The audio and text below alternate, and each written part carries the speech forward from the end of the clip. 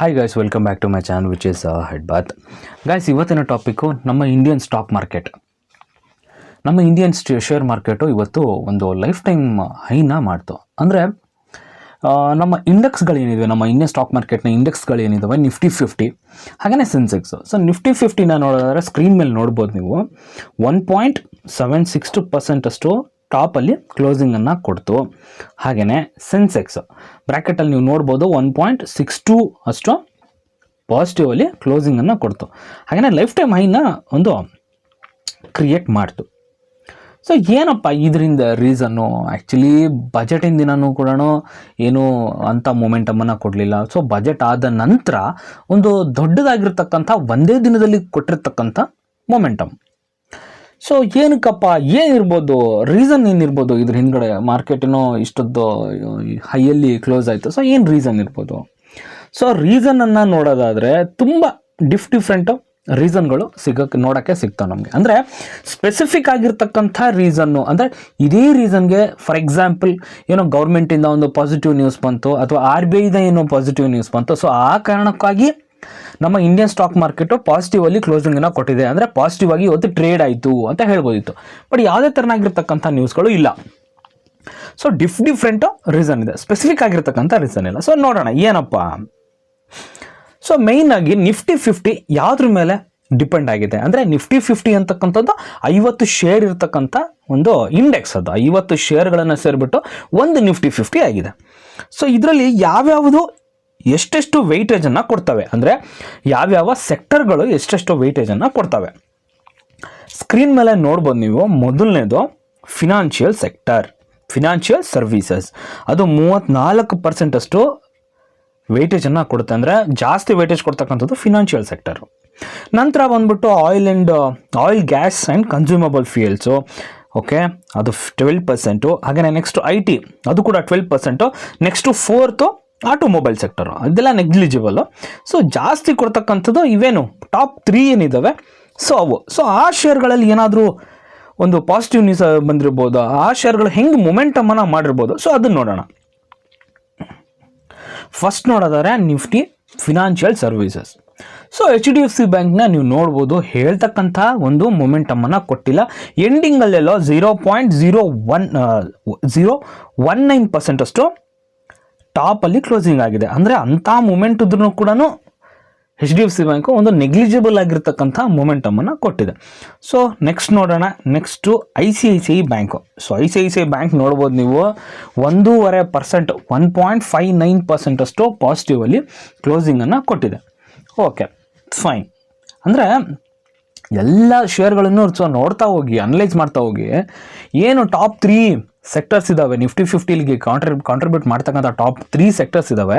So ಆ ಸೆಕ್ಟರ್ನಲ್ಲಿ ಇರ್ತಕ್ಕಂಥ ಶೇರ್ಗಳು ಯಾವ ಥರ ಮೊಮೆಂಟಮನ್ನು ಕೊಟ್ಟಿದೆ, ಆ ಕಾರಣಕ್ಕಾಗಿ ಮಾರ್ಕೆಟ್ ಇವತ್ತು ಮೊಮೆಂಟಮ್ನ ಕೊಟ್ಟಿರ್ತಕ್ಕಂಥದ್ದು. ಅಂತ ಹೇಳಿದ್ರೆ ಬೇರೆ ದೇಶಗಳಿಂದ ಯಾವುದೇ ಪಾಸಿಟಿವ್ ಆಗಿರ್ಬೋದು ಏನೂ ಇಲ್ಲ, ಎಲ್ಲ ನಾರ್ಮಲ್ ಆಗಿ ಟ್ರೇಡ್ ಆಗ್ತಾ ಇದ್ದಾವೆ. ಸೊ ಅದನ್ನು ಕೂಡ ಮಾರ್ಕೆಟಲ್ಲಿ ನಮ್ಮ ಒಂದು ಪಾಸಿಟಿವ್ ಇದೆ. ಸೊ ಏನು ರೀಸನ್ನು? ಸ್ಪೆಸಿಫಿಕ್ ಆಗಿ ರೀಸನ್ ಏನೂ ಇಲ್ಲ. ಸೊ ಬೇಸಿಕಲಿ ಇದೇ reason. So Nifty oil and ಗ್ಯಾಸಲ್ಲಿ ನೋಡ್ಬೋದು ನೀವು, ಮೇಯ್ನಾಗಿ ಬರ್ತಕ್ಕಂಥದ್ದು ರಿಲಯನ್ಸ್ ಇಂಡಸ್ಟ್ರೀಸು. ಇದು ಕೂಡ 1.13% ಅಷ್ಟು ಪಾಸಿಟಿವಲ್ಲಿ ಕ್ಲೋಸಿಂಗನ್ನು ಕೊಟ್ಟಿದೆ. ನೆಕ್ಸ್ಟು ನಿಫ್ಟಿ IT ಅಂದ ತಕ್ಷಣ ನಮ್ಮ ತಲೆಗೆ ಬರೋದು first and foremost company Infosys. So Infosys ಕೂಡ ಇವತ್ತಿನ ದಿನ 3% ಅಷ್ಟು ಪಾಸಿಟಿವಲ್ಲಿ ಕ್ಲೋಸಿಂಗನ್ನು ಕೊಡ್ತು. ಹಾಗೆಯೇ ಲಾಸ್ಟ್ನೇದು ಅಂದರೆ ನಾಲ್ಕನೇದು ನಾವೇನು ನೋಡಿದ್ವಿ, ನಿಫ್ಟಿ ಆಟೋ ಸೆಕ್ಟರ್.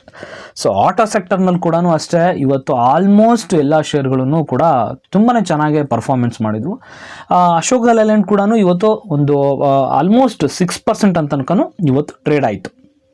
ಓಕೆ, ಇವಾಗ ಏನಪ್ಪ ಇದೆ ಅಂತ ಹೇಳಿದ್ರೆ, ಎಲ್ಲದೂ ಕೂಡ ಮಾರ್ಕೆಟು ಚೆನ್ನಾಗಿ ನಡೀತಿದೆ, ಎಲ್ಲ ಕಡೆನೂ ಚೆನ್ನಾಗಿದೆ ಇವಾಗ. ಅಂದರೆ ಬಿಯರ್ಗಳಿಗೆ ಕೆಳಗೆ ತೊಗೊಂಡೋಗೋಕ್ಕೆ ಒಂದೇ ಒಂದು ನ್ಯೂಸ್ ಸಾಕು. ಅಂದರೆ ನಮಗೆ ಲಾಸ್ಟಲ್ಲಿ ಕೆಲವು ದಿನಗಳ ಹಿಂದೆ 4 ಜೂನ್ಗೆ ರಿಸಲ್ಟ್ ಇತ್ತು, ಎಲೆಕ್ಷನ್ ರಿಸಲ್ಟ್ ಇತ್ತು. ಅಲ್ಲೇನಾಯಿತು, ಅಲ್ಲೂ ಕಾದ್ರು ಪಿಯರ್ಗಳು, ಆಗಲಿಲ್ಲ. NDA ಗೌರ್ಮೆಂಟ್ ಬಂತು finally. So BJP coalition government ಆಗಿದೆ ಅದು. ಸೊ ಆ ಗೌರ್ಮೆಂಟ್ ಬಂತು, ಅಂತ ಏನು ಕ್ರ್ಯಾಶ್ ಆಗಲಿಲ್ಲ. ಸೊ ಬಜೆಟ್ ದಿನ ಏನೋ ಟ್ಯಾಕ್ಸು ಅದು ಇದು ಅಂತ ಇದು ಮಾಡಿದ್ರು. ಸೊ ಲಾಸ್ಟ್ ಎಂಡಿಂಗಲ್ಲಿ ಕಾರ್ಪೊರೇಟ್ ಟ್ಯಾಕ್ಸಲ್ಲಿ ಸ್ವಲ್ಪ ರಿಲೀಫನ್ನು ಕೊಟ್ಟರು. ಸೊ ಅದು ಕೂಡ ಪಾಸಿಟಿವ್ ಆಯಿತು. ಸೊ ಇವಾಗ ಎಲ್ಲೋ ಒಂದು ಕಡೆ ಸ್ಟಾಕ್ ಮಾರ್ಕೆಟ್ಗೆ ಇಂಡಿಯನ್ ಸ್ಟಾಕ್ ಮಾರ್ಕೆಟ್ಗೆ ಎಸ್ಪೆಷಲಿ ಸೊ